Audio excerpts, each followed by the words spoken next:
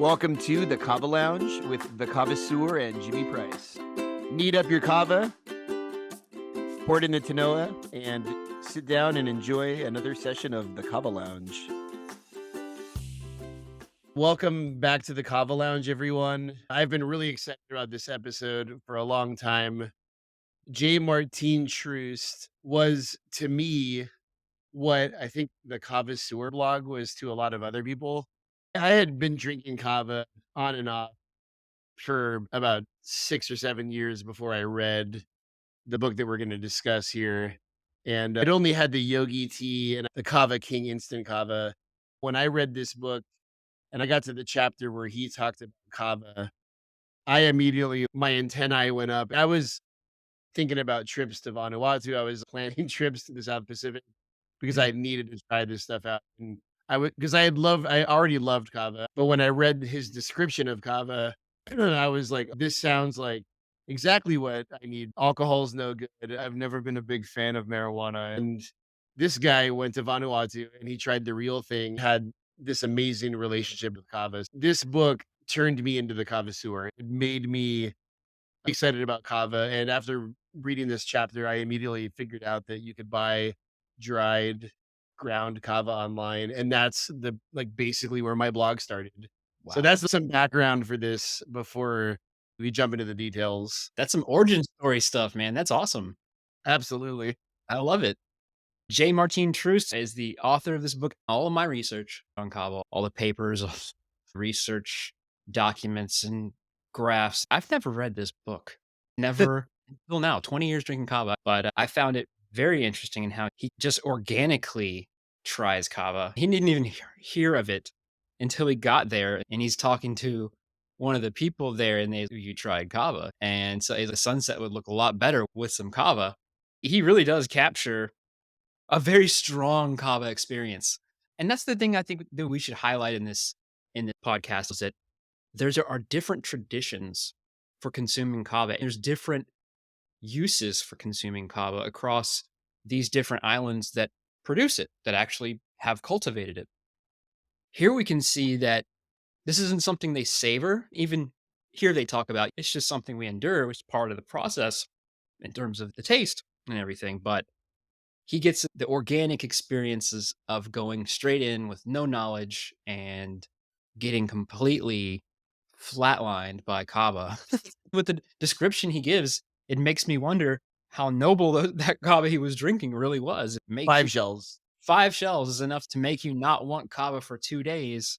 I have to wonder what cultivar was that they were making. But you know what? At this time, probably no one cared about that. But it's interesting to see the way that he goes about this. We come at it from a scientific angle, from a social angle. He talks about how he doesn't understand how someone could ever want to avoid the Netherlands as because of the lack of Yeah. narcotics. He's a typical American there. He doesn't understand these things. And then by the end of the chapter, he completely understands. And this is chapter 4 of the book. So if you read the whole book, his wife works in the same line of work that I do. She's an international development specialist, and he moves to Vanuatu, and he's a writer, and he's like trying to find his voice in the writing world. I think this is his first book. So he gets to Vanuatu. This guy, Marteen Troost, he was born in the Netherlands. I think he's about 55 years old right now, but he was born in the Netherlands, and he meets this guy, Dirk, who is from Holland, and they're like shooting the and they're like talking about how much they miss Holland and they miss the coffee shops and they miss coffee shops being the places you go to buy marijuana. And then Dirk tells him, this is how Marteen Troost hears about Kava. I would never want to go back to Holland. And then Marteen Troost says, "What? You would never want to go back to Holland, like your home country?" Which I think everybody thinks that the Netherlands is probably a pretty nice place to live. But the guy responds to him, "Never. There is no kava in Holland. There is no kava in the US. I won't go there either." When I reread this, preparing for this podcast, the world has changed so much since I read this book the first time, because at the time that this book was written, it was probably impossible to get kava in the US. And I think probably still it's impossible in the Netherlands. But it's just amazing that kava was such an unknown thing. And then J. Marteen Troost goes into this deep, beautiful narrative about how central kava is to the life of Ni Vanuatu people and how the kava bars in Port Vila are the center of society. And if you want to have a meeting with the prime minister or the minister of agriculture, hey, let's go to the Nakamal in the evening time and have a conversation. It's such a beautifully written chapter. I think that he gets a little bit carried away describing how the kava affects him. I've seen some YouTube videos of people having strong reactions to kava, but I've never had a kava experience that took me this Oh, far. And then later on in the podcast, I'll read some sections that I highlighted. It's an amazing chapter of an amazing book. This guy disappeared. I emailed him when I was in graduate school, asking him what kind of kava he drank and who he ordered it from. And he responded that, oh, I'm in India right now and I'm having a fight with my publisher. And then there are a couple more books that had to do with India, but he disappeared from the writing scene. I It's think been like 10 years published a book. if you go to his Wikipedia article, the Getting Stoned with Savages is from 2006, and it's his second book. The first one is The Sex Lives of Cannibals. I've read that one too, yeah. And it says, I was told there'd be sex bots, travels through the future, anticipated publication summer 2017, not released as of April 2022. I remember when that book was supposed to come out, and I was anticipating it. It never came. His last book was called Headhunters at My Doorstep. And it was about his battle with alcoholism and his newfound sobriety, but it wasn't as good as his other ones. So I maybe he like, just something else. there is a part in this chapter where he talks about how he drinks kava, he gets kind of loopy, and he suddenly realizes that he's being like completely faux pas. Like he's like laughing and joking during a kava ceremony where they're crowning a new princess.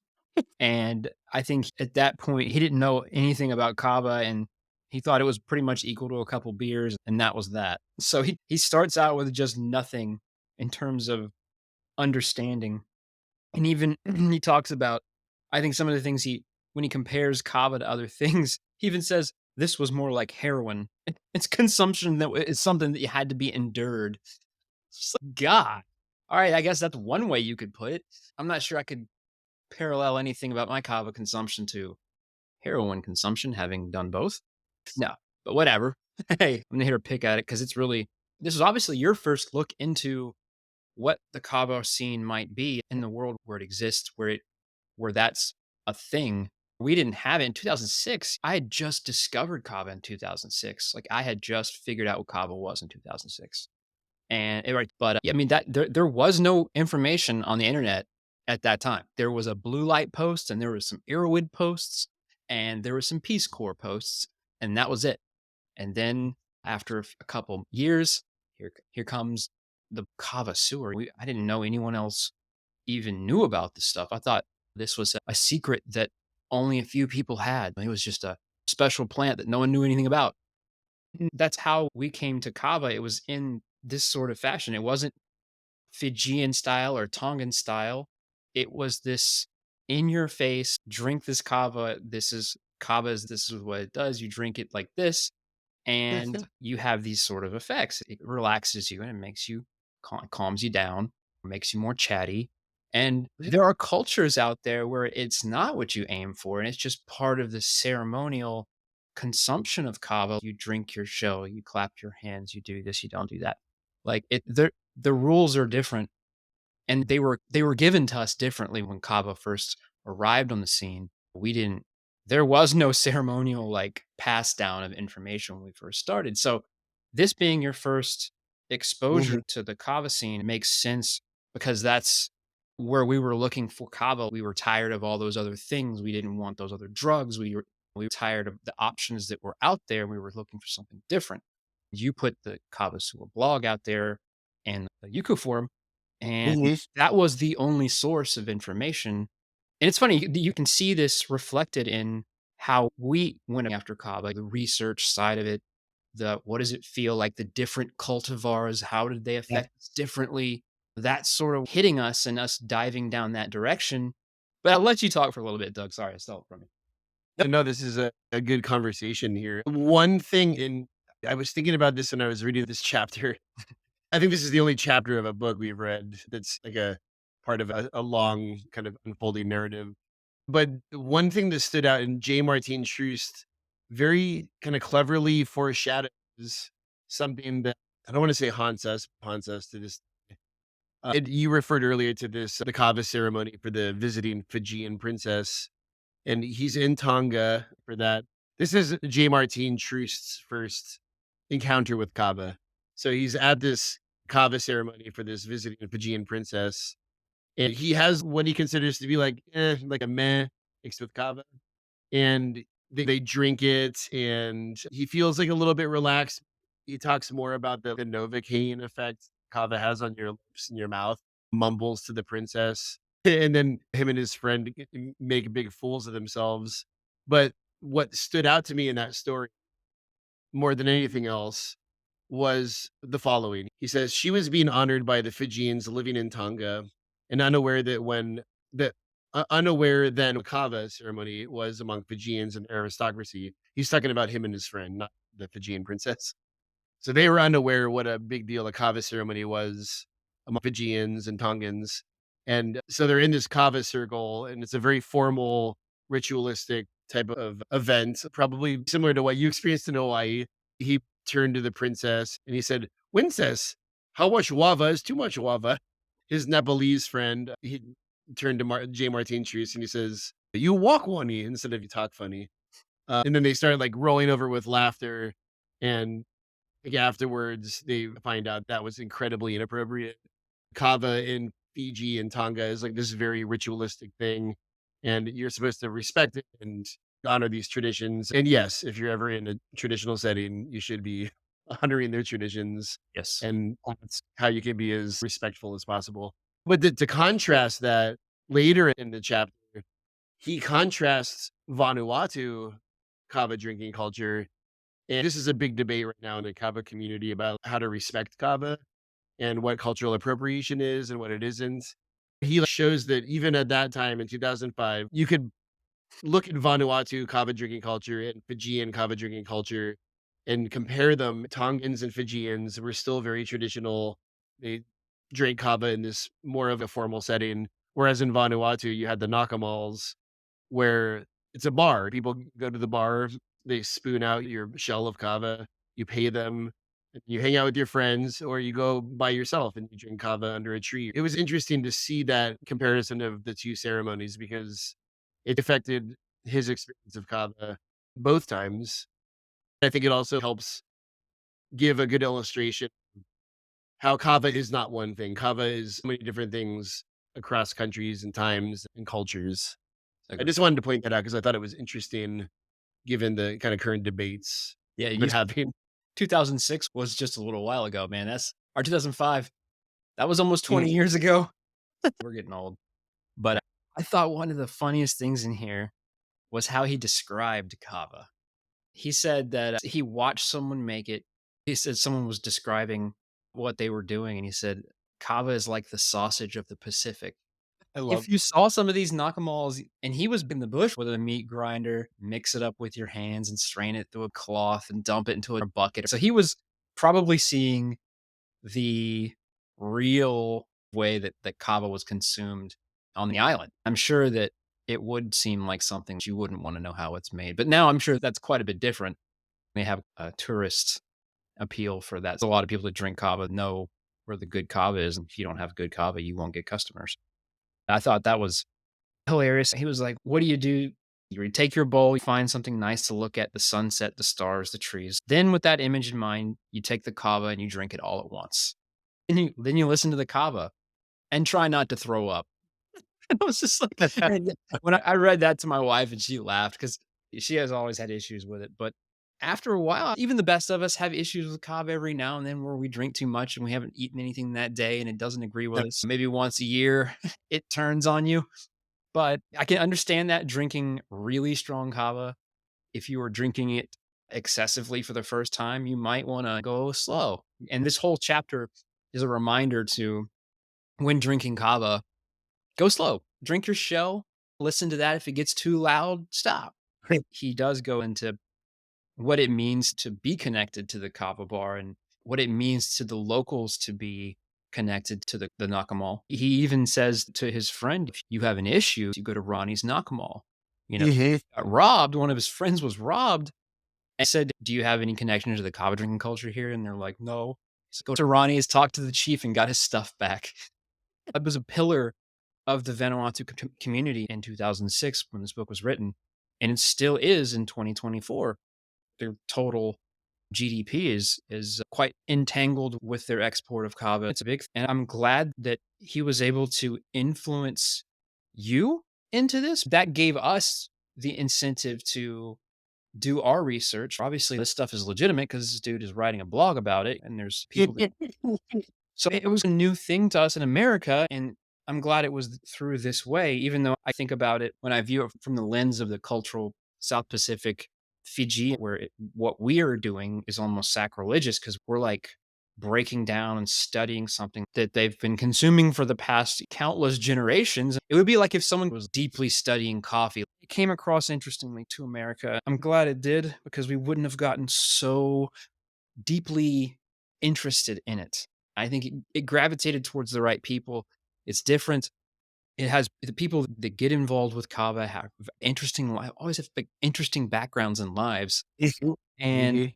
this guy being there consequentially, not because he moved there intentionally to go live with the locals. He was there with his wife. It's interesting to see his point of it and going through the whole getting to understand the culture. And it truly was through Kava that he got to understand Vanuatu and the people of Vanuatu.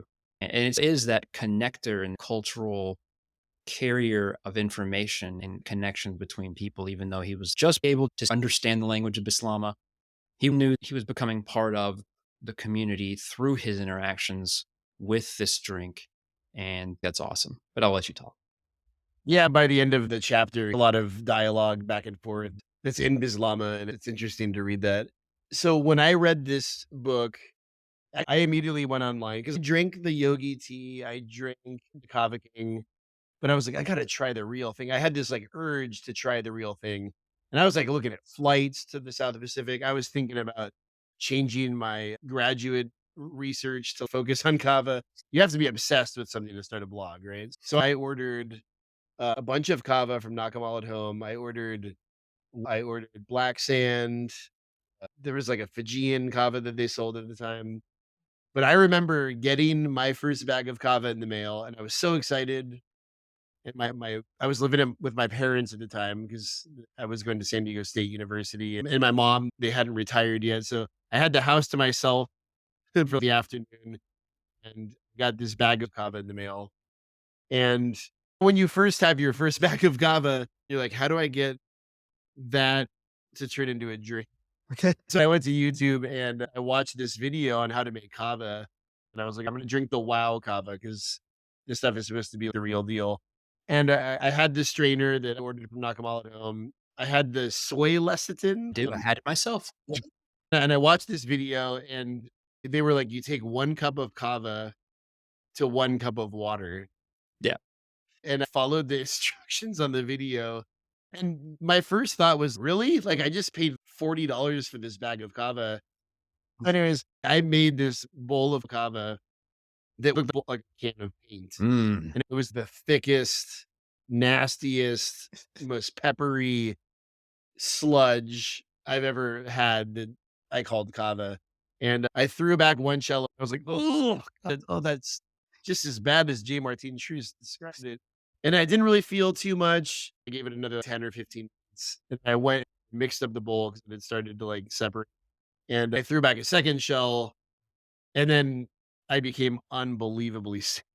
I felt so sick, like, all those kava lactones.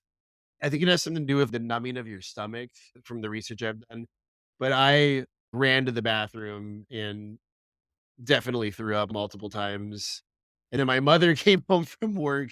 We had planned to go to In-N-Out Burger for dinner, which is like the greatest place to get a burger in the United States. Debatable, but it's my opinion. And I was like, "Mom, I really can't go get a cheeseburger right now. I feel so sick." And she's like, "Why do you feel so sick?" And I was like, "I drank this kava stuff." She immediately thought it was some horrible drug. That was in my late 20s. I bought it on the internet. It was a lot like this book where I thought that, okay, this stuff is going to always taste really bad. And later I found out that, okay, you don't have to use that much kava to Mm. make a Tanoa of kava. You can use like 1 cup of kava for an entire session. Hey, Um, at least you strained your wow. I didn't.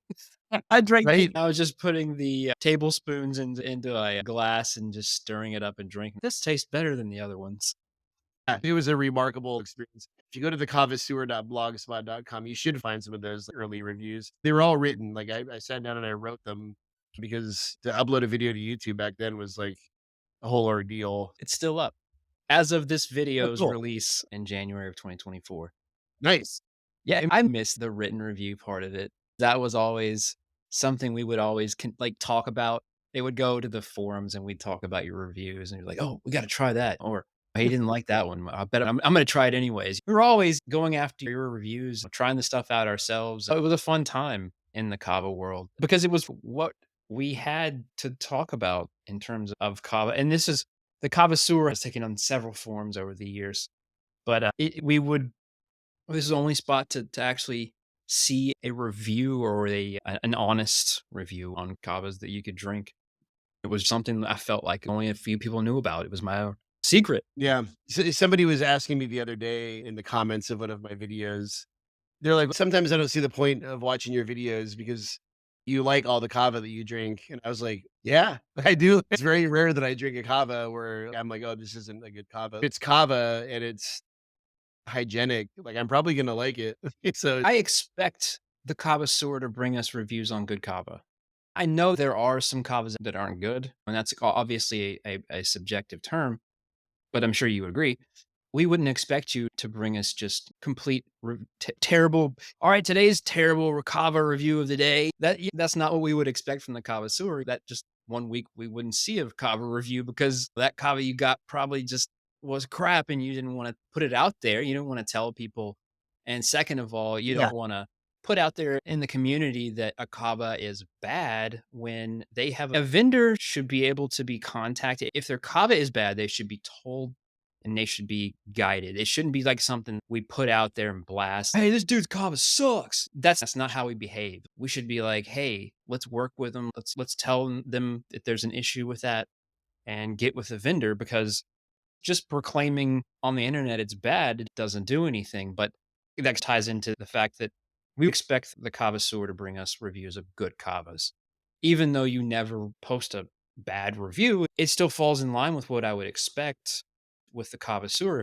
It's like on the R Kava, if you're on Reddit, if you don't see it on the list, it's not that we're saying it's bad, but we're saying, I'm not gonna tell you it's bad, but I'm just gonna yeah. say your mileage may vary in some of the There is one. I think there's one review on my old website.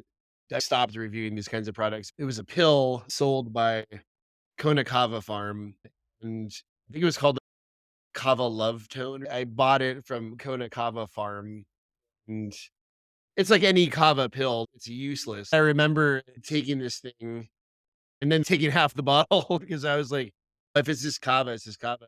Even when I took half the bottle of these pills, I think I actually opened them up and like mixed them in water. It did absolutely nothing. So I gave them a 0 out of 10. And then I never tried one of the supplements again. yeah. There are extracts and supplements out there, but it's important that we recognize them for what they are.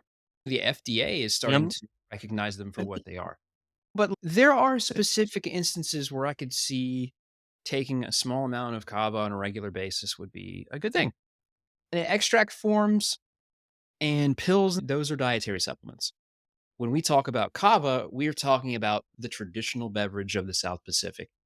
And those products that use extracts, or I guess I'm not sure I could say there's some product manufacturers that take and cap up just plain kava in pills and they sell that. It's just ground micronized or medium grind kava in pills.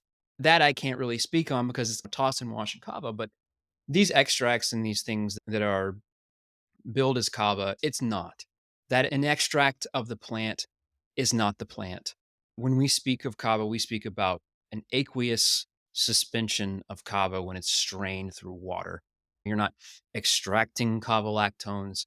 You are essentially massaging bits and pieces of the powder off, mixing them with water and suspending them in water.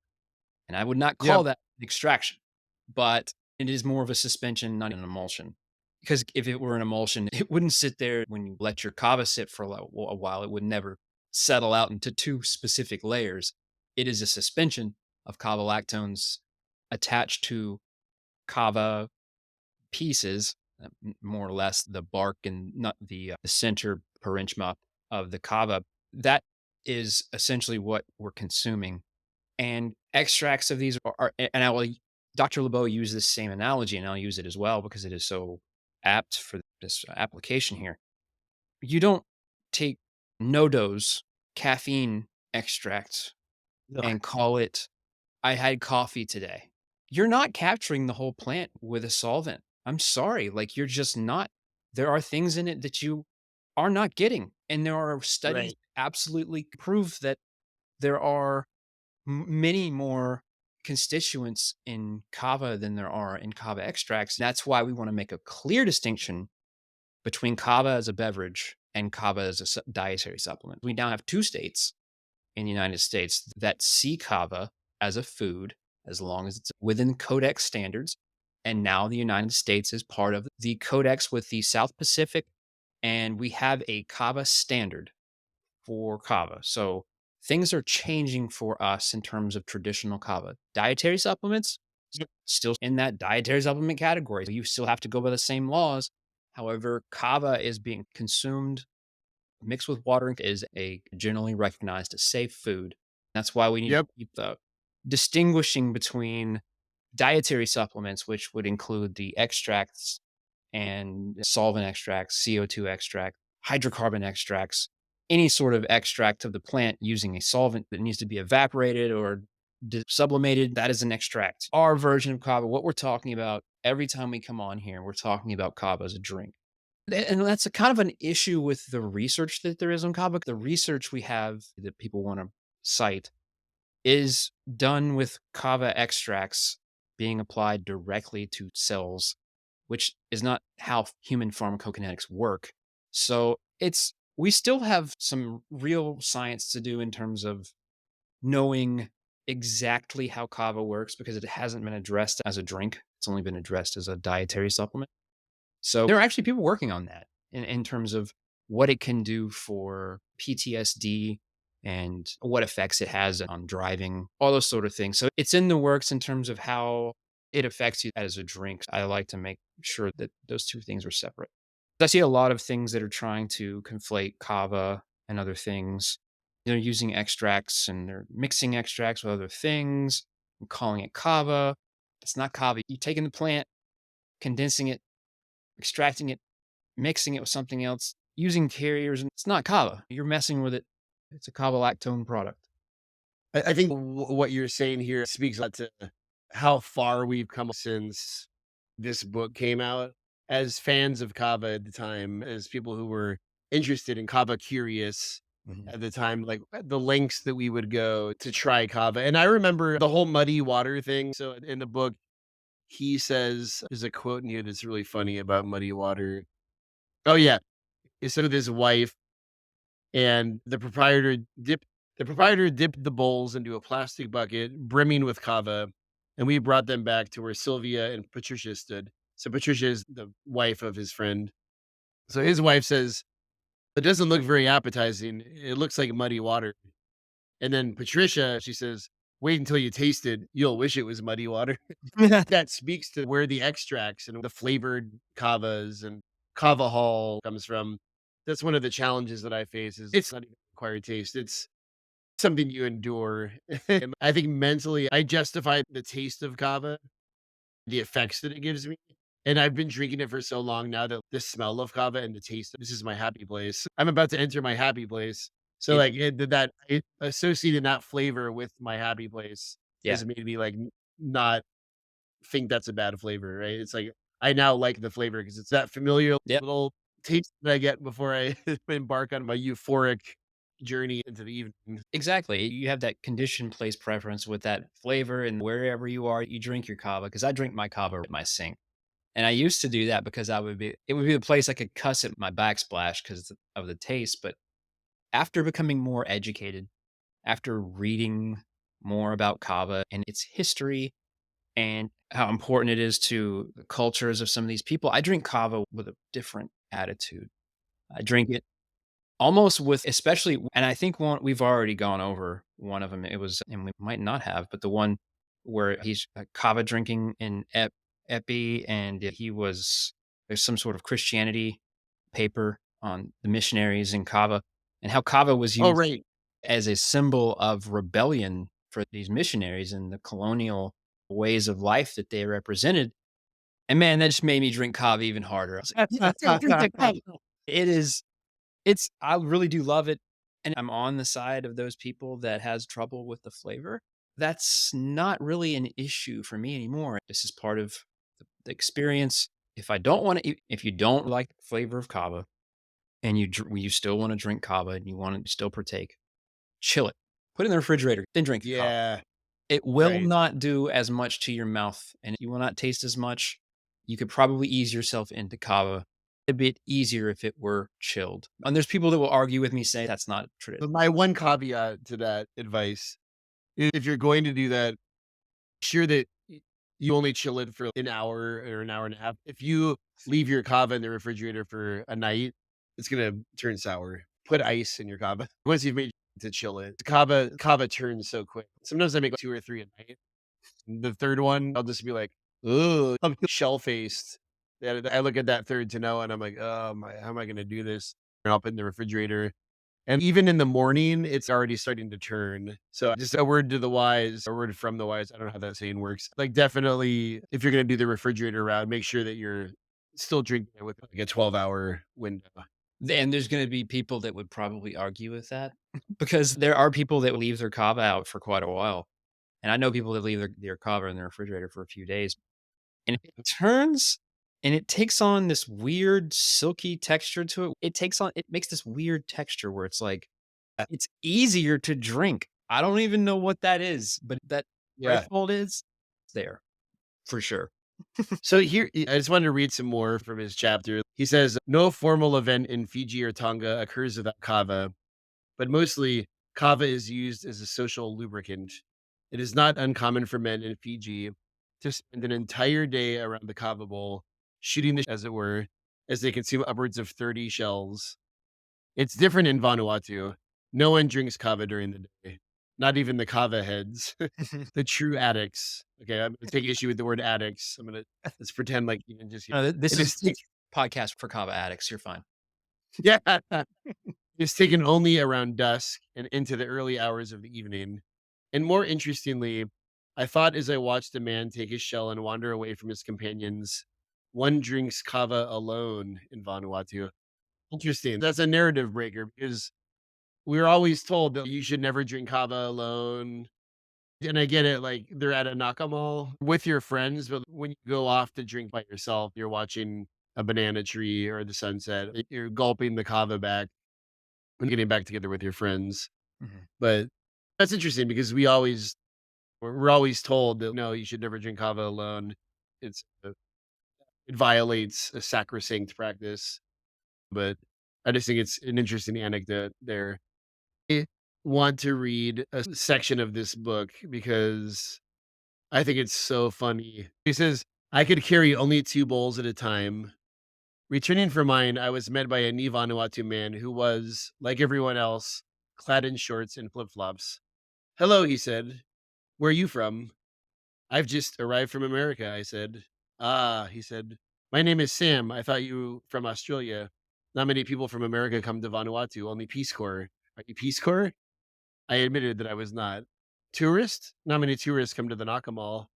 I explained that I wasn't a tourist either. I was here in his land because my wife had a job here and I had followed her. That's what I do, I explained. I follow my wife around. He thought that was very funny. How many shells do you have? This will be my second. Full shells already? He emitted a low whistle. Maybe you will have 2-day kava. What's 2-day kava? I asked. That's when the kava talks to you for 2 days. Like a hangover? No, he said, "Not like a hangover, like a dream that doesn't end." Mhm. But in Fiji, I noted, people can drink 30 shells a day and still be alert in the morning. But this isn't Fiji kava. This is Vanuatu kava from Pentecost Island. It is the best in the world, very strong.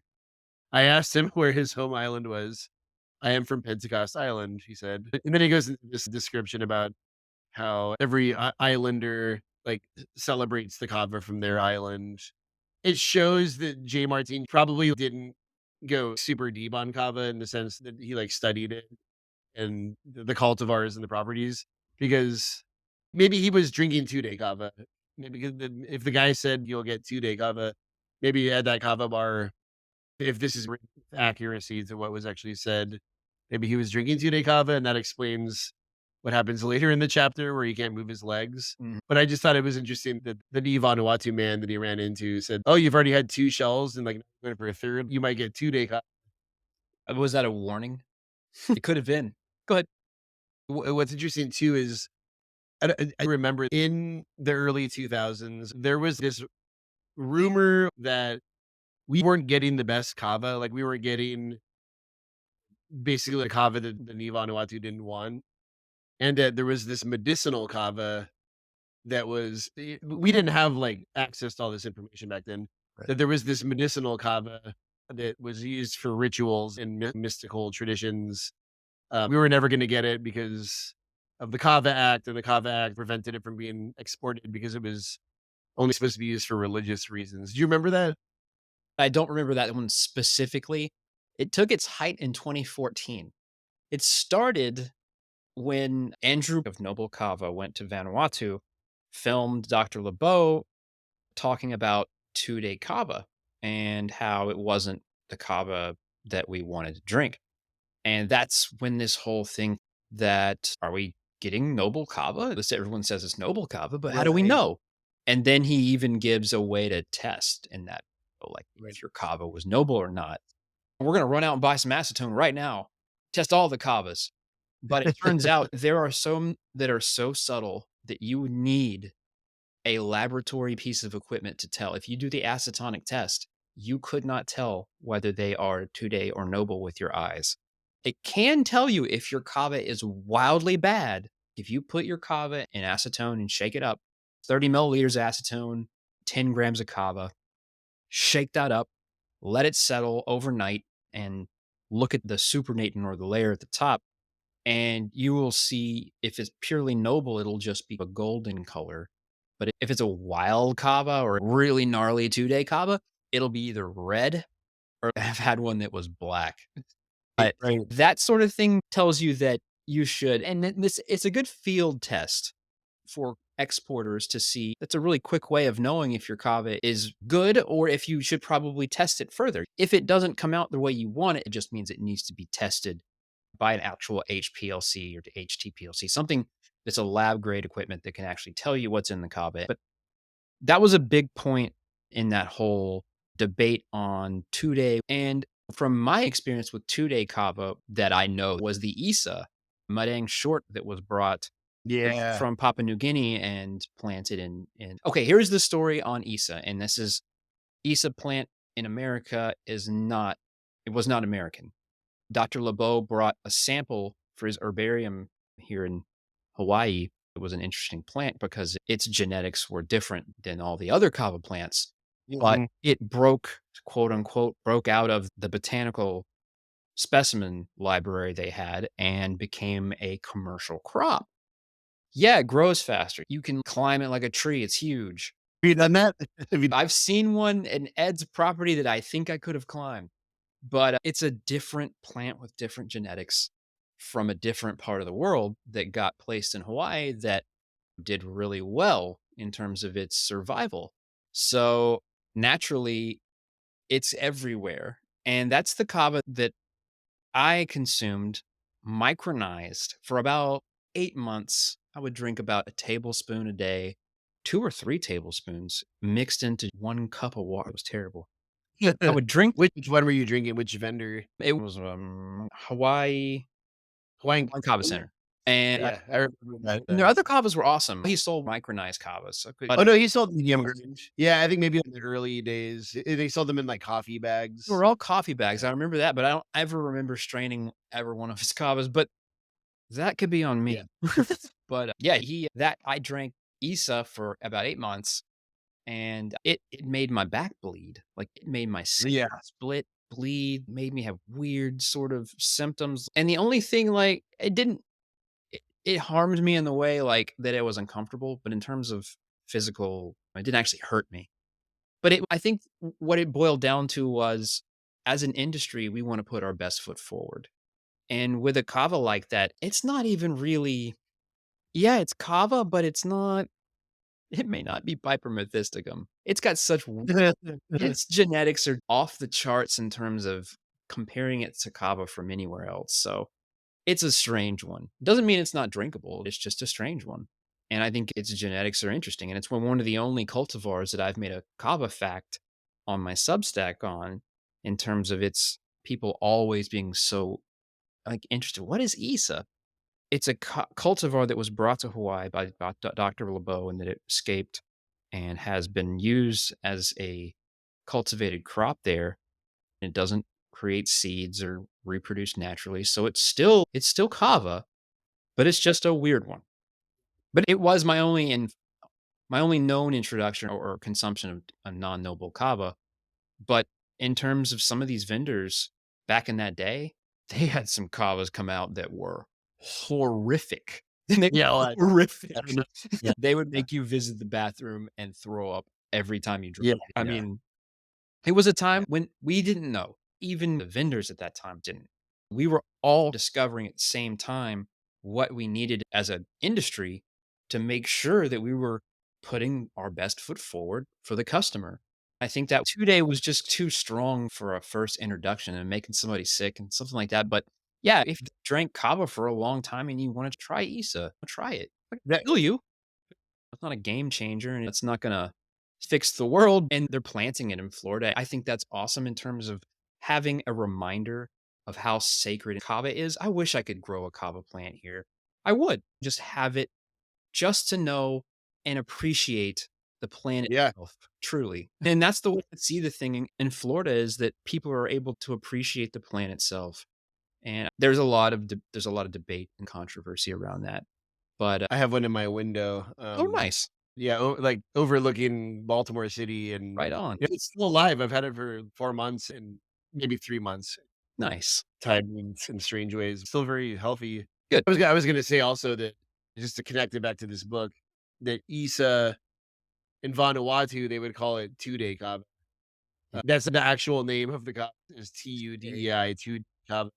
That's the name that they have for Isa in Vanuatu. Mhm. And when you drink it, if you drink kava on a regular basis, when you're drinking noble kava and you get Isa, you're pretty much gonna know that you're drinking Isa. Yeah. When the last time you had Isa was, but when you make Isa or two-day kava, it has this, like, kind of thin texture to it. It's, like, very peppery and, like, Pine. kind of in flavor of grass cuttings. Yep. Flake like you're Um, drinking grass and pine cones mixed together. the pine cones, that's a good description. You're gonna notice that the effects are more stimulating, for me at least. I don't people are different, but, like, I find the effects to be more stimulating and they stick around longer. Yeah. And, like, the next day, you might be dragging your feet a little bit, which is why I don't like it. Yeah, you wanna drink kava, and then when you wake up in the morning, be alright. And honestly, even noble kavas can carry over into the next day with how I feel, but I'm not complaining Oh, yeah. about it. I don't complain about that. I like that. It's like I'm a little bit more the next day as I go to work and listen Oh, to advice. absolutely.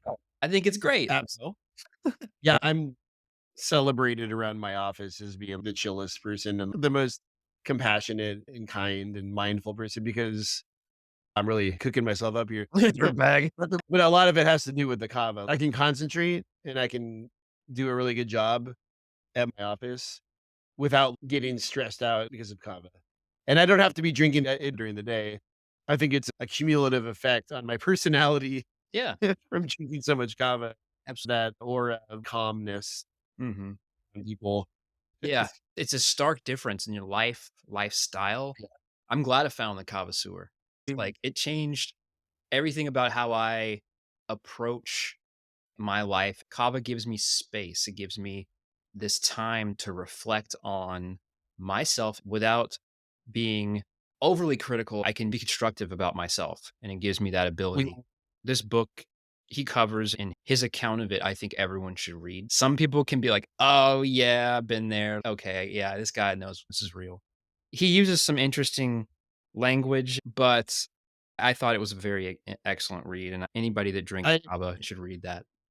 I do have one more topic I want to discuss before Sure. we wrap up. Okay.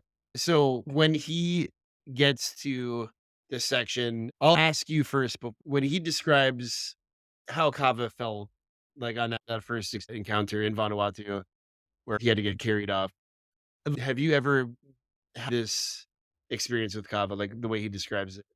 I've fallen on my face one time, but yes, it's possible. And in Vanuatu, Okay. it's not hard. Yep. So maybe what I'll do is I'll read this to close out. These are the words that hit a young Douglas and basically turned me into the Kavasseurs because I wanted this experience. I don't think I've ever had a Kava experience like this. So here we go. I'm gonna read this and then we can close it out.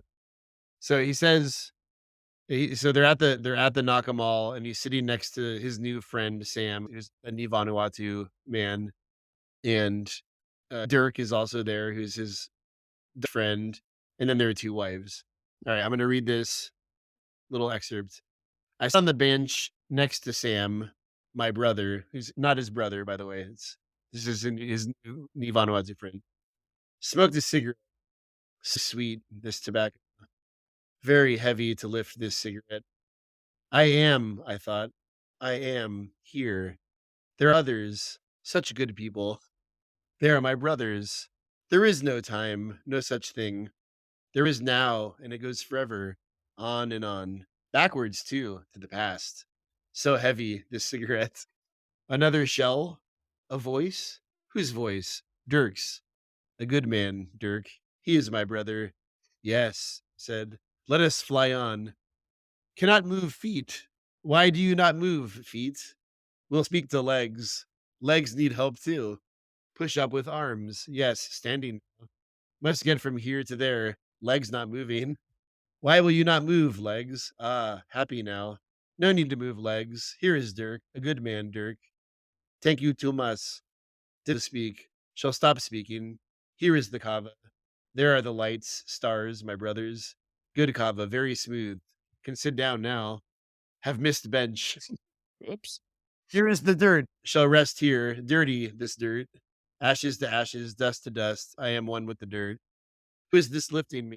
Why, there is Sam. Hello, Sam. Can you hear me? Yes, you can. We are brothers. Thank you, Sam. There is my wife. I love her so. Shall tell her when mouth works. She is speaking. Go, she says. No, cannot go. Cannot move legs. Stay, we must. Sounds like Yoda. There is the moon. I see you, moon. Beautiful moon. I am watching you. Do you see me? I am one with you. Still feel very heavy. So heavy. Shall sleep now. Who is this carrying me? Hello, Sam. Hello, Dirk. My brothers. Do not carry me. Just let me lie here. I will be one with the dirt.